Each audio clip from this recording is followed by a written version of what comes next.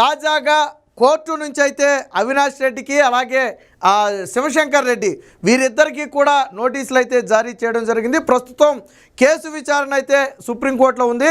కూటమి ప్రభుత్వం మారిన తర్వాత ఇప్పటికే సునీత దంపతులు ఎవరైతే వివేకానంద రెడ్డి కుమార్తె అల్లుడు వీరిద్దరూ ఉన్నారో ఆల్రెడీ గతంలో చంద్రబాబు గారిని కలిశారు, ఆ తర్వాత హోంమంత్రి అనిత గారిని కలిశారు. తాజాగా నిన్న కూడా చంద్రబాబు గారితో భేటీ అయ్యి కొన్ని అంశాలు చర్చించినట్టుగా వార్తలు కూడా వచ్చాయి.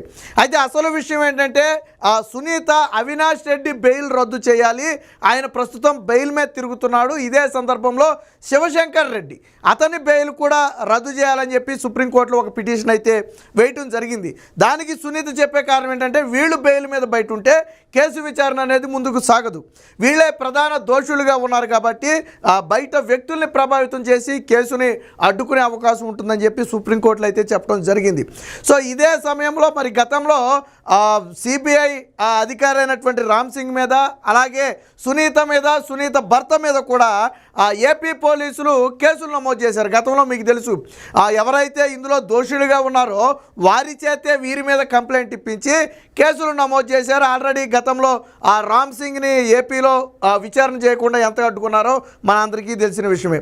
తాజాగా ఇప్పుడు ఆ కేసులు కొట్టేయాలని కూడా సునీత సుప్రీంకోర్టులో అయితే ఒక పిటిషన్ దాఖలు చేయడం జరిగింది. ఇందులో నిన్న సుప్రీంకోర్టు ఆశ్చర్యపోయే కొన్ని అంశాలు అయితే కోర్టు దృష్టికి తీసుకురావడం జరిగింది. సునీత తరపున వాదిస్తున్నటువంటి సిద్ధార్థ లూథ్రా కొన్ని బలమైన వాదనలు పెట్టారు. గతంలో దస్తగిరి, ఇప్పుడు బయట ఉన్నటువంటి దస్తగిరి గతంలో జైలులో ఉన్న సమయంలో చైతన్య రెడ్డి అనే ఒక వ్యక్తి వెళ్ళి దస్తగిరిని బెదిరించాడు. ఎవరు ఈ వ్యక్తి? శివశంకర్ రెడ్డి కొడుకు. ఎందుకు బెదిరించాడు?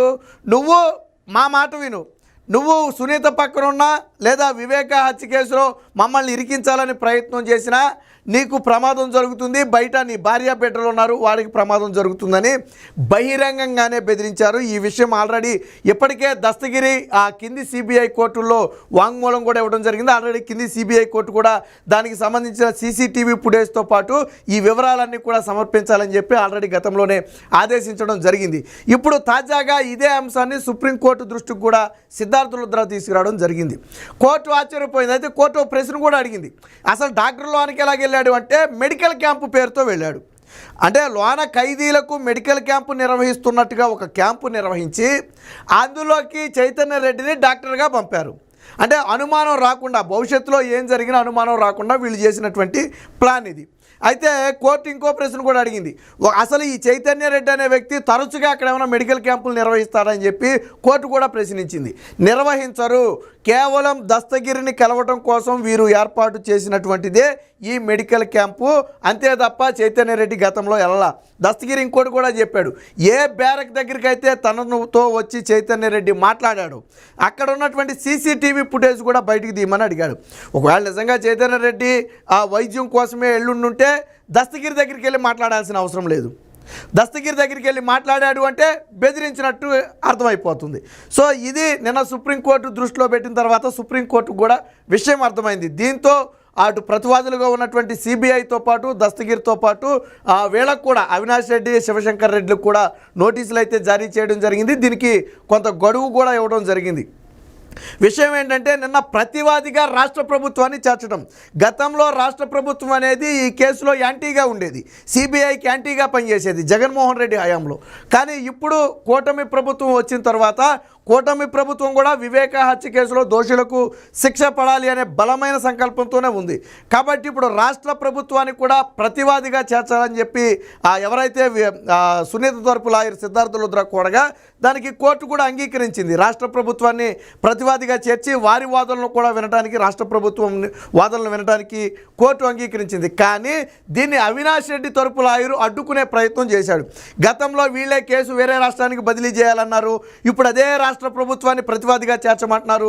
ఇది ఎలా కుదురుద్ది, మీరు చేర్చొద్దని చెప్పి అవినాష్ రెడ్డి తరపు లాయరు అడ్డుపడే ప్రయత్నం చేస్తే కోర్టు దాన్ని తోసిపుచ్చింది. ఎందుకని?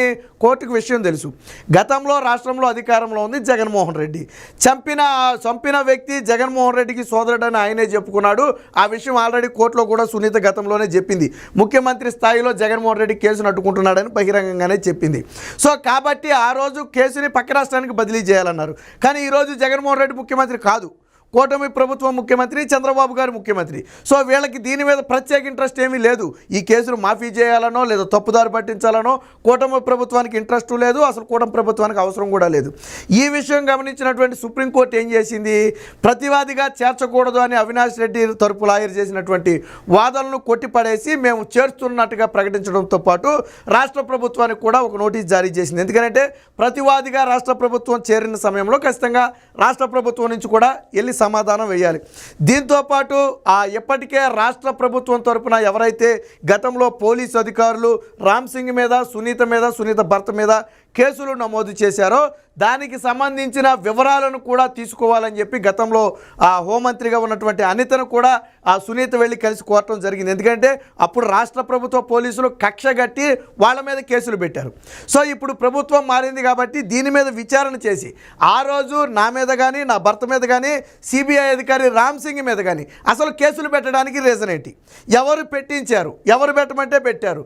సో ఇవన్నీ కూడా పూర్తి విచారణ చేసి ఆ నివేదికను తమకి అలాగే సుప్రీంకోర్టు కూడా ఇవ్వాలని చెప్పి గతంలో సునీత కూడా కోరటం జరిగింది. అందుకనే ఇప్పుడు రాష్ట్ర ప్రభుత్వాన్ని ప్రతివాదిగా చేర్చారు.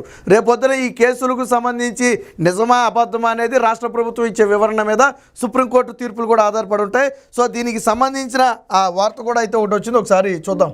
వివేక హత్య కేసులో అవినాష్ రెడ్డికి నోటీసులు, ఎంవి కృష్ణారెడ్డికి కూడా ఏపీ ప్రభుత్వాన్ని ప్రతివాదిగా చేర్చడానికి సుప్రీంకోర్టు అంగీకారం. సో ఇదే కీలకమైంది. ఏపీ ప్రభుత్వాన్ని ఎప్పుడైతే ప్రతివాదిగా చేర్చారో ఈ కేసులో సునీతకు మరింత బలం పెరిగిందని చెప్పొచ్చు. గతంలో ప్రభుత్వం యాంటీగా ఉండటం వల్ల సునీత పోరాడలేకపోయింది. బట్ ఇప్పుడు ప్రభుత్వం నుంచి సహాయ సహకారాలు ఉంటాయి. సహాయ సహకారాలు అంటే ఏదో తారుమారు చేసేసి సాక్ష్యాలను, అది కాదు సహాయ సహకారం అంటే. సిబిఐ విచారణ స్వేచ్ఛగా జరుపుకోవచ్చు. ఎవరైతే అవినాష్ రెడ్డితో పాటు ఇతర నిందితులు ఉన్నారో వారిని విచారణ చేయడానికి కానీ అవసరమైతే వారిని అరెస్టు చేయడానికి కానీ సిబిఐకి పూర్తి స్వేచ్ఛ ఉంటుంది. అలాగే రాష్ట్రంలో నిందితులను ఎవరు బెదిరించే అవకాశం ఉండదు. గతంలో పోలీసు వ్యవస్థను అడ్డం పెట్టుకుని నిందితులను బెదిరించారు. ఎవరైతే సాక్ష్యం దస్తగిరి లాంటి వాళ్ళు కానీ దస్తగిరి ఫ్యామిలీని కానీ గతంలో అనేక సందర్భాల్లో బెదిరించారు. అలాంటి బెదిరింపులు ఇప్పుడు ఉండవు. ఇవన్నీ కూడా కేసు సాఫీగా ముందుకు సాగడానికి ఉపయోగపడే అంశాలు. సో ఇప్పుడు రాష్ట్ర ప్రభుత్వం కూడా వివేక హత్య కేసులో ప్రతివాదిగా చేరింది. దానికి కోర్టు కూడా అంగీకారం తెలపడం జరిగింది. వాస్తవానికి అవినాష్ రెడ్డి తరపు లాయర్ అడ్డుకోవడం కోసం విశ్వ ప్రయత్నం చేశాడు. ఎందుకంటే ఏపీ ప్రభుత్వం ప్రతివాదిగా చేరితే ఏపీ ప్రభుత్వ సమాధానాలు, ఏపీ ప్రభుత్వ వాదనలు కూడా సుప్రీంకోర్టు ఉంటుంది. ఎన్న సమయంలో గతంలో జరిగిన అంశాలన్నీ సుప్రీంకోర్టు ముందు పెట్టారనుకోండి, అది అవినాష్ రెడ్డికి అతిపెద్ద ఎదురు దెబ్బ అవుద్ది.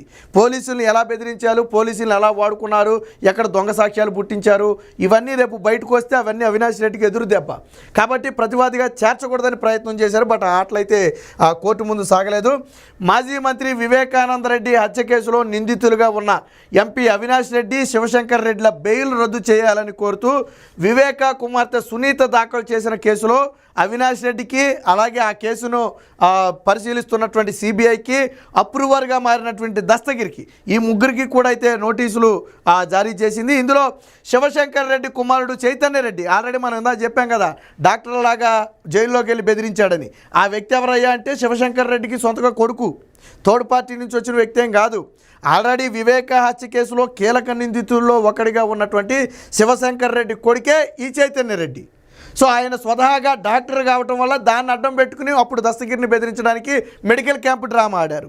సో ఈ విషయం కూడా నిన్న కోర్టు దృష్టికి అయితే వెళ్ళింది. శివశంకర్ రెడ్డి కుమారుడు చైతన్య రెడ్డి జైలుకి వెళ్ళి అప్రూవర్గా మారినటువంటి దస్తగిరిని బెదిరించిన కేసులో ఏపీ ప్రభుత్వాన్ని ప్రతివాదిగా చేర్చాలన్న సునీత విజ్ఞప్తిని కోర్టు పరిగణలోకి తీసుకుని రాష్ట్ర ప్రభుత్వానికి నోటీసులు ఇచ్చింది. సో ఇదే అవినాష్ రెడ్డికి అతిపెద్ద ఎదురు దెబ్బ కాబోతుంది. రేపు జైల్లో సీసీటీవీ ఫుటేజులతో దగ్గర మొదలుపెట్టి ఆ మెడికల్ క్యాంపు డ్రామాల వరకు జరిగిన విషయాలన్నీ కన్నా రాష్ట్ర ప్రభుత్వం బయట పెడితే, నాడు అధికారులు కానీ నాడు నాయకులు కానీ ఆడిన డ్రామాలన్నీ రాష్ట్ర ప్రభుత్వం బయట పెడితే అది అవినాష్ రెడ్డి మేరకు మరింత బలమైన ఉచ్చు కాబోతుంది.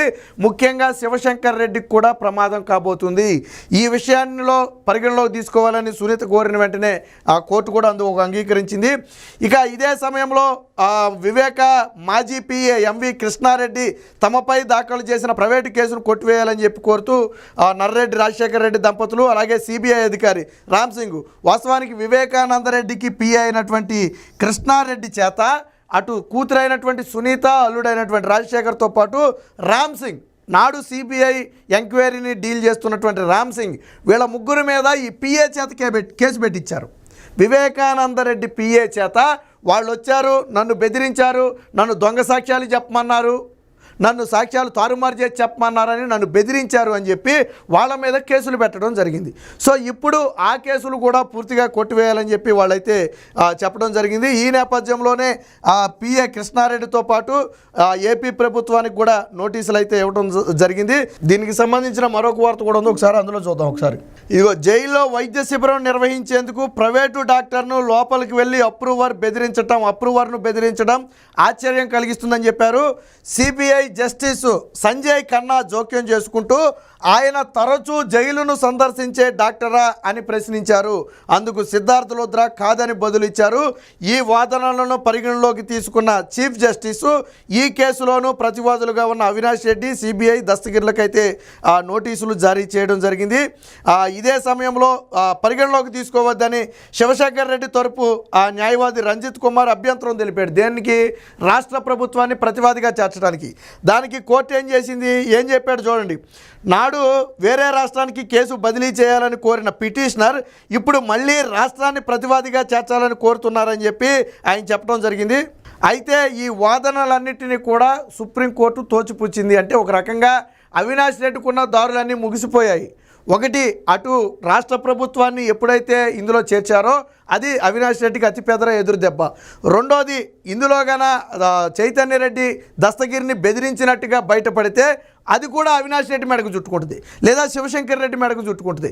ఇది రెండవ అతిపెద్ద ఎదురు దెబ్బ. దీంతో పాటు ఇప్పుడు రాష్ట్ర ప్రభుత్వం ఇచ్చే కీలకమైనటువంటి సమాచారం ఏదైతే ఉందో అది కూడా అవినాష్ రెడ్డికి అతిపెద్ద ఎదురు దెబ్బ కాబోతుంది. ఇక ఇదే సమయంలో సునీత కానివ్వండి, రాజశేఖర్ రెడ్డి కానివ్వండి, సుప్రీంకోర్టులో దాఖలు చేసినటువంటి బెయిల్ రద్దు పిటిషన్ను ఆమోదించడానికి ఇవన్నీ బలంగా మారబోతున్నాయి. తదుపరి విచారణ ప్రస్తుతానికి సుప్రీంకోర్టు వాయిదా వేసింది. ఒకవేళ వచ్చే విచారణ నాటికి గన నిజంగానే అవినాష్ రెడ్డి ఇవన్నీ చేయిస్తున్నాడు అని కోర్టు నమ్మితే అవినాష్ రెడ్డి బెయిల్ను రద్దు చేసే అవకాశం ఉంది. అవినాష్ రెడ్డితో పాటు శివశంకర్ రెడ్డి బెయిల్ కూడా రద్దయ్యే అవకాశం ఉంది. వీరిద్దరి బెయిల్ రద్దయ్యి జైలుకు వెళితే దాదాపుగా ఈ కేసులో సగానికి పైగా పురోగతి వచ్చినట్టే. ఎప్పుడైతే అవినాష్ రెడ్డి, శివశంకర్ రెడ్డి జైలుకు వెళతారో ఆటోమేటిక్గా కేసు విచారణ అనేది మరింత వేగంగా జరుగుద్ది. వాళ్ళు బయట ఉంటేనే అడ్డుకుంటారు, కానీ వాళ్ళు లోనుంటే అడ్డుకోలేరు కదా. సో ఈ విషయమే ఇప్పుడు అవినాష్ రెడ్డికి, అటు జగన్మోహన్ రెడ్డికి మింగుడు పడని అంశంగా మారింది. ఈ కేసులో అవినాష్ రెడ్డి మేరకు ఉచ్చు బిగిసే కొద్దీ అది జగన్మోహన్ రెడ్డికి ఇబ్బందిగా మారుతుంది. గతంలో జగన్మోహన్ రెడ్డి స్వయంగా నా సోదరుడు అని చెప్పడం, వివేక హత్య కేసులో అవినాష్ రెడ్డితో పాటు ఇతర నిందితుల్ని జగన్మోహన్ రెడ్డి గత 5 ఏళ్లు కాపాడే ప్రయత్నం చేయటం, ఇదే సమయంలో వివేక కూతురు సునీత మీదే హత్య కేసును నెట్టే ప్రయత్నం చేయటం, ఇవన్నీ కూడా రాష్ట్ర ప్రజలు గమనిస్తున్నారు. ముఖ్యంగా పులివెందుల, కడప జిల్లా ప్రజలు గమనించారు కాబట్టి మొన్న జగన్మోహన్ రెడ్డికి ఎన్నికల్లో అతిపెద్ద ఎదురు దెబ్బ తగిలిందనేది విశ్లేషకుల